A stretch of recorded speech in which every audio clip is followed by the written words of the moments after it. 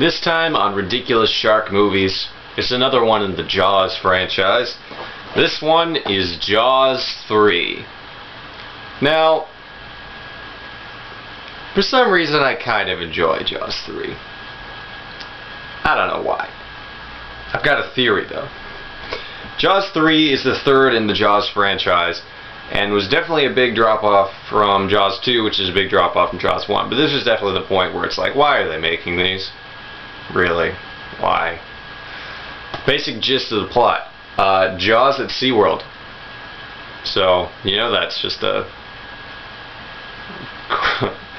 great way to start it off.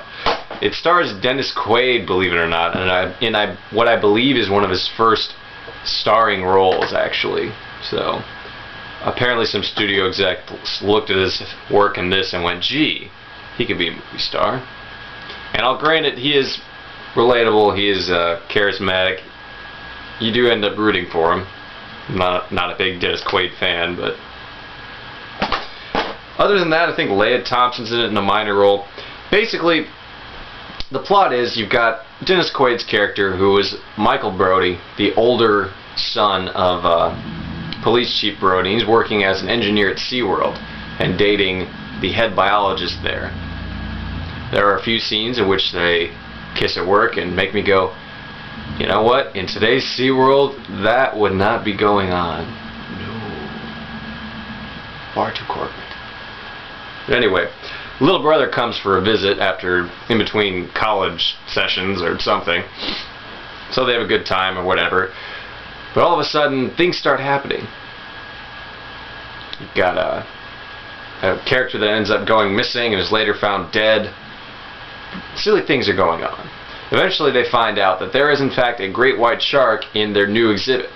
Of course, this new exhibit is something that doesn't really exist in any SeaWorld. It's kind of a series, basically a man-made lagoon populated by fish and coral and whatever that they put there. There's a bunch of underwater tunnels, and it's connected to the ocean by a gate.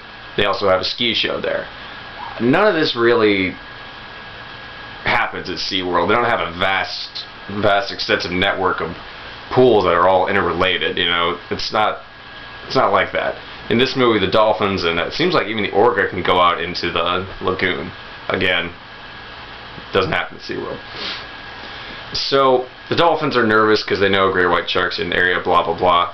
They're trying to find the dead body of the person that got eaten when they find a smaller great white shark. Eventually they capture this great white shark and try to put it on display, and of course it dies because they stress it out and blah blah blah. And that's basically when the mother shark comes out. And it's a good, 30 feet, the typical Jaws sized shark. So it starts running amok and creating panic and all that. You know, this movie's kind of surprising in the fact that there's not many deaths, really. There's the character that gets killed that starts it all. I think there's a couple people that are trying to steal some coral from the lagoon that come in and they get eaten. And then I think it's just like there's this character that's kind of a dick. He dies, and then the control room doing. I think that's it. That's really a low body count for a shark movie. I think the original Jaws maybe even had more than that. I mean, none of them are major characters when they're eaten, but still, it's like, wow, that's it. I think the mama shark only really, when just the mama shark is revealed, it only really gets two people. It's kind of interesting that. Now this movie is actually, it's called Jaws 3, but it came out as Jaws 3D. It was in fact a 3D movie, like some other movies that were going on at the time, like a Halloween and Nightmare on Elm Street. I could be getting these wrong, but there were a few franchises that were deciding to do the whole 3D thing. And some of the elements of that are pretty obvious when you watch it. There'll be like a floating fish head or an arm that's just floating there on screen for like 10 seconds. Obviously that's supposed to be 3D. And it really kind of takes you out of it. I think the movie had some good ideas, you know. It took place at SeaWorld. There were some interesting underwater sequences, but they really didn't have the technology to do it, or at least the budget. Like there's parts where they're going around in like a little submarine, and it's just really, I don't know if it was supposed to be a 3D effect, obviously, because it doesn't work on my television, but I don't know if the submarine was supposed to be 3D, but it really stands out from the background. It just looks awful. There's certain points where they're doing underwater sequences of the shark and it looks just bad. Whenever you see the big mechanical shark, it's pretty much in a darkened environment. So the mechanical shark doesn't really stand out as looking bad, which is fine. The little baby shark you see kind of a lot of. When I say baby, it's maybe like 10 feet long. Especially in a pool where they're actually holding the model and trying to get it to swim and something like that. It looks kind of bad when it dies, but the mechanics are okay. They do an interesting sequence where a character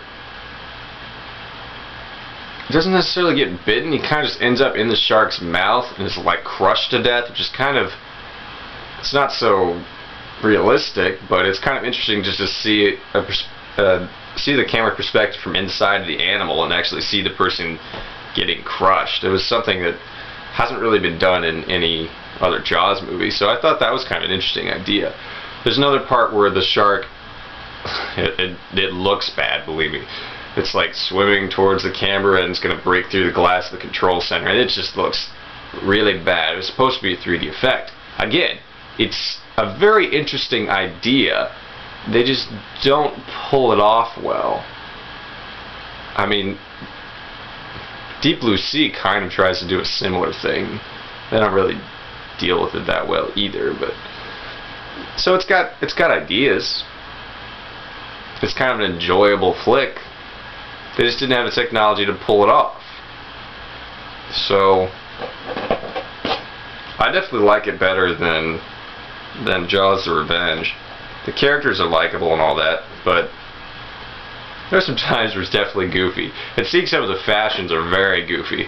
This one came out in the 80s. Let me see, 83. So the short shorts are in full power. It's pretty silly to watch people run around in shorts that are maybe like that long, guys and girls. It's definitely an 80s movie. It takes me back to the time of my childhood where I remember, you know, a little bit of SeaWorld from the early 90s, very late 80s. Kind of reminds me of that. But so it's not the worst Jaws movie in the world, but it certainly has some pretty bad special effects. If you remember this, or if you have any comments about it, you can go ahead and feel free to drop a comment in the comment box down there. I'll see you next time with another ridiculous shark movie.